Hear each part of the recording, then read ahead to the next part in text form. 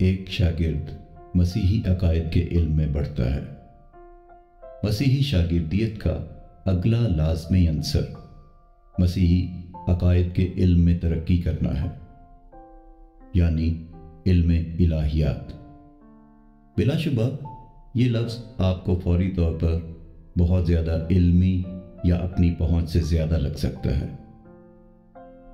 اور آپ کے ذہن میں یہ سوال ابھر سکتا ہے کہ ہم صرف خدا سے محبت اور اس کا اقرار کیوں نہیں کر سکتے؟ اب ذرا غور سے سمجھیں۔ یہاں یہ سب آپ کو بتانے کا مقصد یہ ہے کہ آپ پہلے ہی ایک ماہر علم الہیات ہیں، اور دوسری بات یہ کہ آپ کو اور بھی اچھا ماہر بننے کا عہد کرنے کی ضرورت ہے۔ اکثر علم الہیات کو شاگردیت کی راہ میں رکاوٹ یا غیر ضروری عمل کے طور پر دیکھا جاتا ہے، لیکن یہ دراصل مسیحی زندگی کی بنیاد ہے۔ علم الہیات یعنی انگریزی لفظ تھیولوجی کی اصطلاح دو یونانی الفاظ سے آئی ہے، تھیوس جس کا مطلب ہے خدا، اور لوگیا جس کا مطلب کسی مضمون کو پڑھنا ہے۔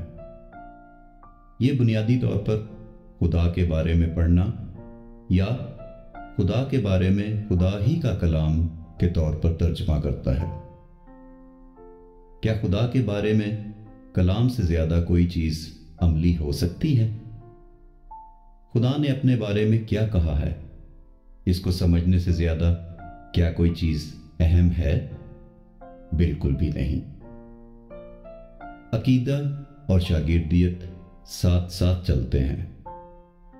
علم الہیات صرف وہی ہے جسے ہم خدا کے بارے میں سچ مانتے ہیں، اور ہر کوئی خدا کے بارے میں کچھ نہ کچھ ضرور مانتا ہے، چاہے وہ یہ مانتا ہو کہ وہ موجود نہیں ہے۔ ہر کوئی اپنے کو عالم دین ہی سمجھتا ہے، کیونکہ ہر ایک کے پاس خدا کے بارے میں علم ہے۔ یہاں ابھی درست یا غلط کی بات نہیں ہو رہی۔ ایک لحاظ سے ہر کوئی سیمنری میں پڑھا ہے، اور ہر کسی نے خدا کے بارے میں سوچنا سیکھ لیا ہے۔ اب سوال یہ پیدا ہوتا ہے کہ کیا آپ کو خدا نے سکھایا ہے کہ خدا کے بارے میں کس طرح سوچنا ہے، یا کسی اور نے؟ ہر کسی کو شاگرد بنایا جا رہا ہے۔ سوال یہ ہے کہ بنا کون رہا ہے؟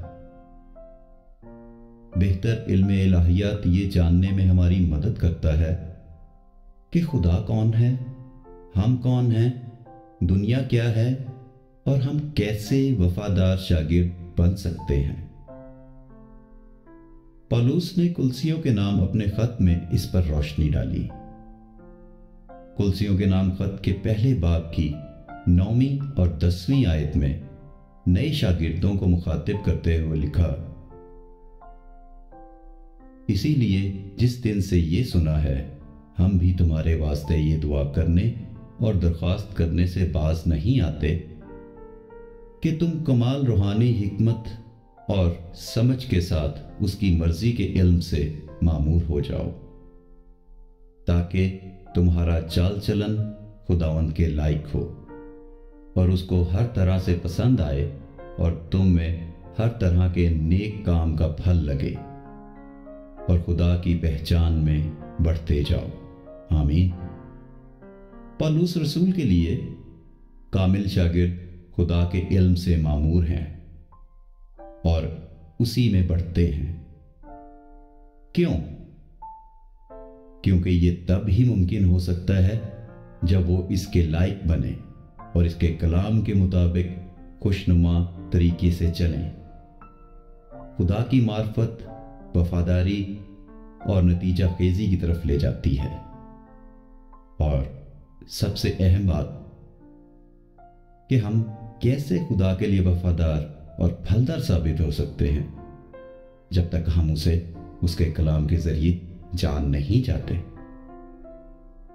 آمین۔